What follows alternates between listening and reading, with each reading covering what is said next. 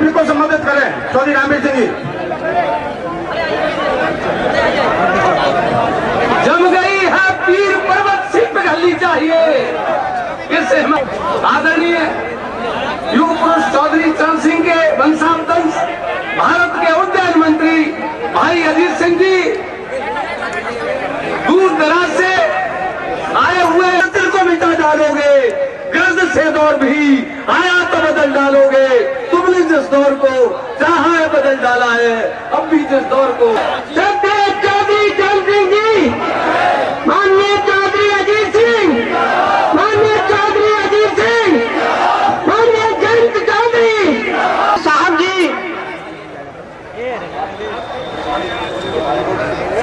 हमारे विधानसभा खेर के पूर्व विधायक माननीय चौधरी सतपाल जी, जिलाध्यक्ष श्री कल्याण सिंह जी, मंचासीन सभी नेता कार्यकर्ता व सामने बैठे बुजुर्ग किसान से संबंधित मजदूर, उनकी बात करते हैं।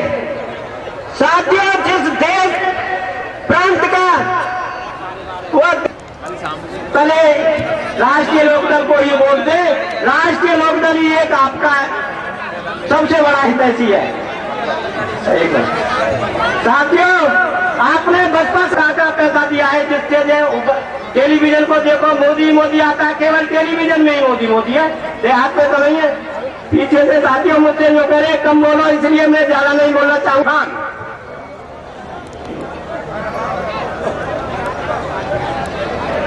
इस चुनावी सभा के सदस्य है कि हिंदुस्तान में अमन और चैन एकजहती कायम रहे। आप लोगों को फैसला करना है कि हिंदुस्तान अमन चाहता है।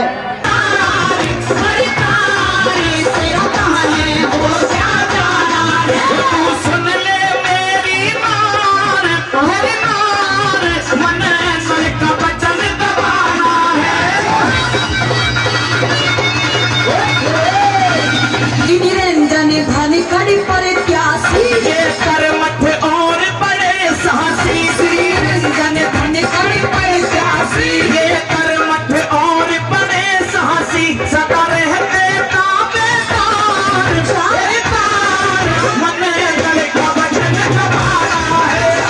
चला दे सरदार सरदार वो क्या गाना है।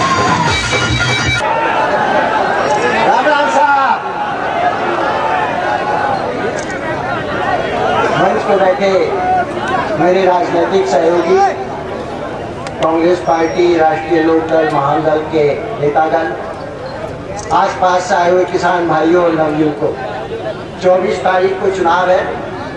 16वां चुनाव लोकसभा का 24 तारीख को होने जा रहा है यहाँ पे।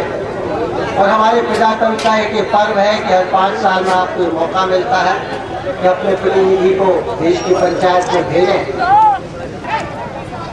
देश भर में 450 टीवी है और हमारे मोदी साहब चाहे नागालैंड में भाषण दे, चाहे केरल में भाषण दे, चाहे महाराष्ट्र में भाषण दे, 2 घंटे तक देश भर की 450 टीवी चैनल में मोदी साहब के चेहरे के अलावा कुछ दिखाई नहीं देता। मैं भी राजनीति में बहुत दिनों में जानता हूँ। 15 मिनट टीवी का लाखों रुपए का खर्चा है। टीवी में आना आसान काम नहीं है किसी राजनीतिक दल के लिए। लाखों का खर्चा एक टीवी 15 मिनट के लिए लेती है। कि 2 महीने से रोज 450 टीवी पे 2 घंटे जो मोदी आ रहे हैं, लोगों का अनुमान है कम से कम 10,000 करोड़ रुपए इन्होंने खर्चा किया। मोदी साहब ये पैसा कहाँ से आया? किससे लूट के आप ये पैसा लाए हो? आप तो कहते हो मैं तो बहुत गरीब परिवार से उभरा हूँ। तो ये 10,000 करोड़ खर्च करके आप चुनाव खरीदना चाहते हो, लोगों को बहकाना चाहते हो। ये प्रचार के द्वारा, विचार के द्वारा नहीं जीतना चाहते, प्रचार के द्वारा चुनाव जीतना चाहते हैं। और मोदी साहब अगर कोई देश का प्रधानमंत्री बनना चाहता है तो देश की जनता को जानने का अधिकार है। उस आदमी के दिल में एक सपना होना चाहिए, अगर मुझे मौका मिला तो मैं देश के लिए क्या करूंगा। किस तरह गरीबों की मदद करूंगा, सताए हुए लोगों को आगे बढ़ाऊंगा, तरक्की होगी देश में। मोदी साहब के दिल में बस एक सपना है, मुझे प्रधानमंत्री बना दो और मैं सबको ठीक कर दूंगा। पहले तो अल्पसंख्यक को ठीक करूंगा, अपनी पार्टी को ठीक करना उन्होंने शुरू कर दिया है। अडवाणी की छुट्टी, जसवंत सिंह की छुट्टी, सुषमा स्वराज की छुट्टी, सब लोगों की छुट्टी हो जाएगी। देश में एक आदमी रहेगा, जैसे हिटलर हुआ करता था जर्मनी में, जिसने सारी दुनिया को लड़ाई में डुबो दिया था। इसी तरह हिटलर की सोच का व्यक्ति अगर प्रधानमंत्री बन गया तो मुजफ्फरनगर तो आपने सुना होगा, गांव गांव में दंगे होंगे और कुछ होने वाला नहीं। इसलिए मोदी से सावधान रहने की जरूरत है। जो ये न सोचे कि मैं क्या करूंगा देश के लिए, बल्कि मैं ये बीजेपी की सरकार बनाने की बात नहीं करता, मोदी की सरकार बनाने की बात करता। मैं लगता कोई पकड़ा आ गया। मैं, उसके अलावा कोई शब्द इसको पसंद नहीं। आपने पढ़ा होगा अखबारों में, एक नवयुवती से नाराज हो गया था गुजरात में। किस तरह सारी पुलिस की जितनी भी संस्थाएं सबको उस युवती के पीछे लगा दिया। अगर ऐसा आदमी प्रधानमंत्री बन गया जिसके हाथ में सीबीआई हो, आईबी हो, एटीसी हो, रॉ हो, तो पता नहीं क्या कर डालेगा। ऐसे आदमी को कभी ऐसा मौका देने की जरूरत नहीं, और मौका मिलेगा भी नहीं कि कितना ही प्रचार कर ले, क्योंकि देश में 541 सीट है, आधे देश में भाजपा का नाम नहीं। Andhra Pradesh 40 seat, Tamil Nadu 39 seat, West Bengal 42 seat, Kerala 21 seat, Orissa 21 seat, Assam 17 seat, North East में 25 सीट। ये 200 से ज्यादा सीट है यहाँ भाजपा का नाम कहीं नहीं। तुम्हें करने की जरूरत नहीं है, कितना ही प्रचार ये खरीदने की कोशिश कर ले, मोदी साहब का सपना पूरा होने वाला नहीं। क्योंकि मोदी का सपना देश के लिए सपना नहीं है, सिर्फ अपने लिए सपना है। और ऐसे आदमियों को इस प्रजातंत्र में कोई जगह नहीं मिलनी चाहिए। और उम्मीदवार भी और पार्टी भी होती है, सब जगह है। एक और सपना मोदी साहब ने दिखा रखा है। किसी भाजपा वाले से बात करो, किसी अखबार में पढ़ो, अगर मोदी प्रधानमंत्री बन गए तो सब नवयुवकों को रोजगार मिल जाएगा। ये सोच रहे हैं नौजवान, अगर मोदी आ गए तो सबको रोजगार मिल जाएगा। भाई उत्तर प्रदेश में किसकी सरकार है? मुलायम सिंह की सरकार। मुझसे पहले इरफान ने कहा था कि सरकार नाम तो कोई चीज है, एक परिवार में अगर मुखिया ना हो तो परिवार डूब जाता है। यहाँ तो 4.5 मुख्यमंत्री हैं, और जो मुख्यमंत्री जिसको तो आप दे रखा है ओहदा, वो आधा है, बाकी 4 दूसरे। ये हाल है सरकार का। अगर शिवपाल यादव कुछ कहते तो राम गोपाल काट देते हैं, राम गोपाल कुछ कहते हैं तो मुख्यमंत्री उसकी छुट्टी कर देते हैं, मुलायम सिंह कुछ कहते हैं तो आजम खान उस बात की छुट्टी कर देते हैं। सरकारी अफसरों को पता नहीं है किसका हुक्म माना जाए, किसका हुक्म ना माना जाए। अब 15-20 साल में आपने देखा होगा बड़ा भारी एक परिवर्तन हमारे देश में हुआ है। शिक्षा बहुत बढ़ गई, नवयुवक बहुत शिक्षित, आज से 15 साल के मुकाबले में बहुत ज्यादा युवक अब शिक्षित हो चुके हैं। पहले युवक ये सोचता था कि पढ़ने लिखने के बाद अगर कोई रोजगार नहीं मिला तो अपने गांव वापस चला जाऊंगा, वहां मुझे मेरा हिस्सा मिल जाएगा। आज अगर नवयुवक पढ़ने के बाद गांव जाएगा तो हिस्सा मिल जाएगा क्या? गांव में हिस्सा बचा है क्या? कोई जमीन बची है जो आप हिस्सा करके दे सकते हो सबको? तो आज रोजगार जब मिलेगा अगर उद्योग धंधे लगेंगे। उद्योग धंधे जब लगेंगे जब प्रदेश में कोई सरकार होगी, कोई कानून व्यवस्था होगी, सड़क होगी, बिजली होगी। वरना करोड़ों रुपया कोई आदमी यहाँ पे लगाने को तैयार नहीं। मुलायम सिंह जी ने कितने घोषणा की, लखनऊ से आगरा एक्सप्रेसवे बनाऊंगा, 3 बार टेंडर इशू किया, एक उद्योगपति ने पैसा लगाने को कोई भी तैयार नहीं हुआ। तो योजना वहीं की वहीं पड़ी। तो खेती में रोजगार नहीं मिलेगा युवकों को, रोजगार मिलेगा अगर उद्योग धंधे लगेंगे। उद्योग धंधे लगेंगे जब कोई सरकार कानून व्यवस्था देगी, जो सरकार बिजली देने की स्थिति में होगी, जो सरकार सड़कें होंगी जहाँ पे, तब आदमी पैसा लगाएगा, वरना यहाँ कोई पैसा लगाने को तैयार नहीं। और बहन मायावती और मुलायम दोनों को असल में जो तरक्की आती है गांव में, क्षेत्र में, शहर में, वो प्रदेश सरकार के हाथ में। सड़क बनाना प्रदेश सरकार के हाथ में, बिजली देना प्रदेश सरकार के हाथ में, कानून व्यवस्था बनाना प्रदेश सरकार के हाथ में है। लेकिन पिछले 20 साल से 3 बार मुलायम, 3 बार मायावती, 2 बार कल्याण सिंह, फिर सिवाय लूटने के इन तीनों ने कोई काम नहीं किया, सोच ही नहीं है। लूटने के अलावा कोई मतलब इन लोगों को नहीं रह गया है। 1990 में उत्तर प्रदेश हिंदुस्तान का नंबर 1 या नंबर 2 राज्य हुआ करता था।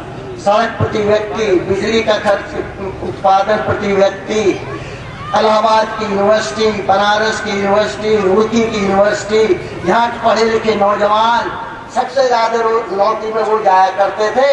पिछले 20 साल में इन तीनों ने मिलकर उत्तर प्रदेश का भट्टा बैठा दिया।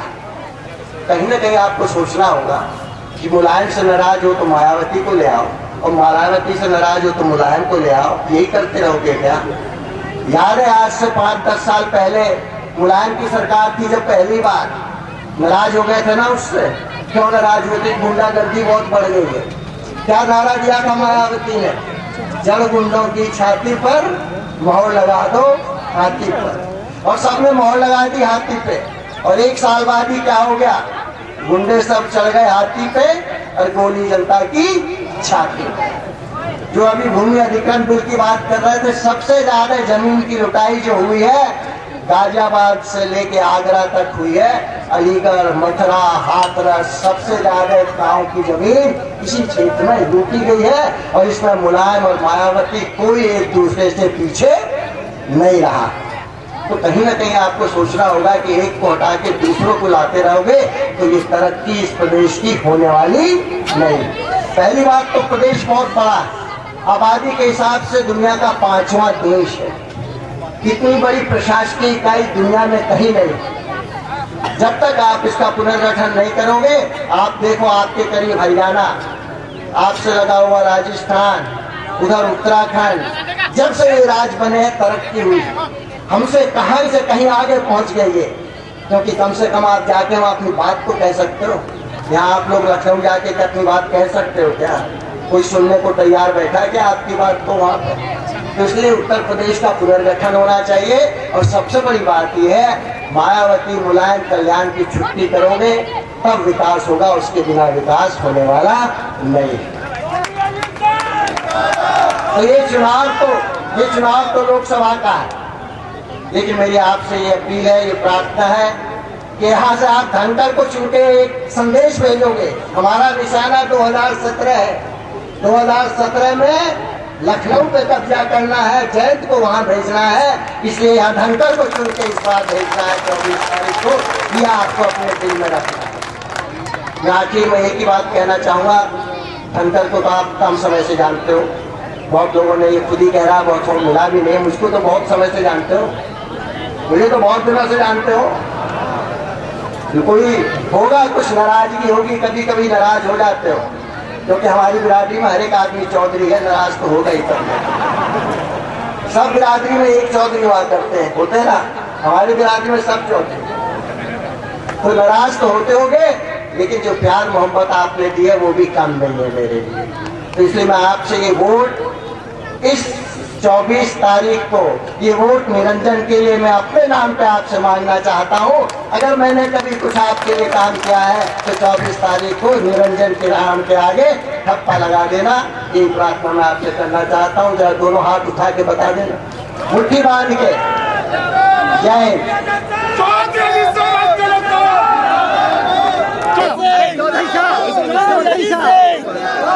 जयंत चौधरी जिंदाबाद, जयंत चौधरी जिंदाबाद।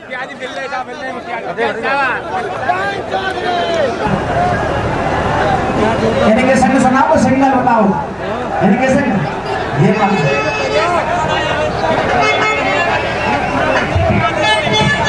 अगर आप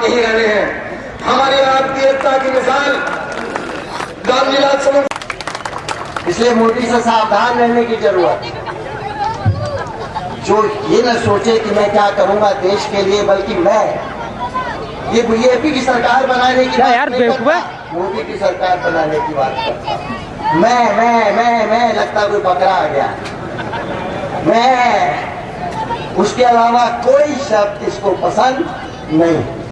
मोदी साहब के दिल में बस एक सपना है, मुझे प्रधानमंत्री बना दो और मैं सबको ठीक कर दूंगा। पहले तो अल्पसंख्यक को ठीक करूंगा, अपनी पार्टी को ठीक करना उन्होंने शुरू कर दिया है। अडवाणी की छुट्टी, जसवंत सिंह की छुट्टी, सुषमा स्वराज की छुट्टी, सब लोगों की छुट्टी हो जाएगी। देश में एक आदमी रहेगा, जैसे हिटलर हुआ करता था जर्मनी में, जिसने सारी दुनिया को लड़ाई में डुबो दिया था। इसी तरह हिटलर की सोच का व्यक्ति अगर प्रधानमंत्री बन गया तो मुजफ्फरनगर तो आपने सुना होगा, गांव-गांव में दंगे होंगे और कुछ होने वाला नहीं।